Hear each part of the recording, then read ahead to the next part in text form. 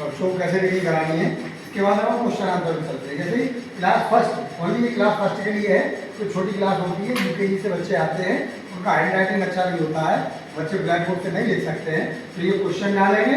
अगर क्वेश्चन छोटा है तो थोड़ा सा डिस्टेंस बना करके लिखेंगे, जो कि यहाँ तक जगह भरी हुई अच्छी लगे, ठीक है। और क्वेश्चन थोड़ा सा बड़ा है तो आप थोड़ा सा नजदीक लिखेंगे, डिस्टेंस कम देंगे। ऐसे ही आंसर में ध्यान देंगे, अगर आंसर छोटा है तो थोड़ी सी वर्ड के बीच में डिस्टेंस बना के चलेंगे। एक पॉइंट लिख दिया थोड़ा अच्छा, जो कि यहाँ तक कम से कम पेज भर, यहाँ तक लाइन भर जाए, ठीक है ना। पूरी ना भरे, यहाँ तक तो भरेंगे तो अच्छा लगेगा। मान लो यहाँ पर छोटा आंसर सही हो गया, ठीक है ना। और ऐसा लग भी रहा है कि अगर 2-3 वर्ड का ही है तो आप यहाँ लिख दीजिए, जरूरत पड़े तो पेज को आप छोड़ दीजिए, ठीक है। कोई और इंक में ले लेंगे, मीनिंग वगैरह इंक में ले लेंगे, मीनिंग वगैरह दे देंगे आपको, ठीक है। लेकिन ये सिस्टम चला के सकते, ठीक है ना। इस टाइप से ये क्वेश्चन और आंसर, और ये क्वेश्चन आपको जाते जाते ये क्लास फर्स्ट के लिए है, आपको क्वेश्चन का ये आंसर आपको यहाँ लिख देना। क्वेश्चन नंबर जो फर्स्ट है उसका आंसर आपको यहाँ लिख दिया।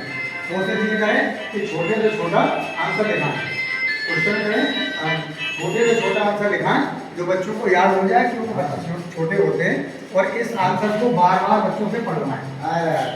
पहले दिन इस क्वेश्चन का आप तो यहाँ बैठे बैठे दे रहे हो, आप काम दे रहे हो, लेकिन बच्चा यहाँ खड़े होकर के जब एक बच्चे को 2 बच्चों को आप पढ़ा देंगे तो ऑलरेडी इसको जो ये पढ़ने लगेंगे। पहले क्वेश्चन का आंसर, इसका क्वेश्चन का आंसर ये है, हो सके तो क्वेश्चन और आंसर दोनों लिख दो, तो इससे उन्हें क्लियर होगा कि ये क्वेश्चन है और ये आंसर है, ठीक है। ये क्लियर हो जाएगा। नहीं तो डाउट ये हो सकता है कि किस क्वेश्चन का आंसर है। तो ये क्वेश्चन नंबर 1, क्वेश्चन और आंसर, आज वही देना है आपको, क्वेश्चन देना है और आंसर देना है, वही क्वेश्चन और आंसर आपको पढ़वाना है प्रत्येक बच्चे को। तो एक तो फायदा इसका ये होगा कि बच्चे को ये पढ़ना आ जाएगा, जब पढ़ना आ जाएगा। दूसरा फायदा ये होगा कि उस बच्चे को ये क्वेश्चन का आंसर याद हो जाएगा। याद भी यही और पढ़ना भी यही, चेक भी यही, सब कुछ यही हो गया। क्योंकि मोस्टली यह होता है कि घर पे पेरेंट्स ध्यान नहीं दे पाते, या कुछ पेरेंट्स ऐसे भी हैं जिनको इंग्लिश थोड़ा वीक होता है, नहीं देख सकते, घर वाले मजबूरी है, क्योंकि अगर वो चेक देख लेते तो फिर आपके पास ही क्यों भेजते, ठीक है ना। तो इसलिए हमें चिंता का विषय होता है कि हमें उनको सब कुछ कराना है।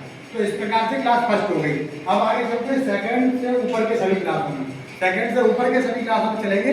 आपने ये क्वेश्चन और आंसर आपने यहाँ लिखा दिया, ठीक है। आपने दो क्वेश्चन आंसर लिखा दिए, और यहाँ पर 2 क्वेश्चन आंसर लिखा दिए, और दोनों के क्वेश्चन आंसर आपको यहाँ ऑलरेडी पढ़वाने हैं। आपने यहाँ लिख दिए, बच्चों ने लिख लिए, वो आ रहे हैं चेक कराने के लिए, आप चेक कर रहे हैं, और ये बच्चे क्या कर रहे हैं, ये क्वेश्चन और आंसरों को पढ़ा रहे हैं।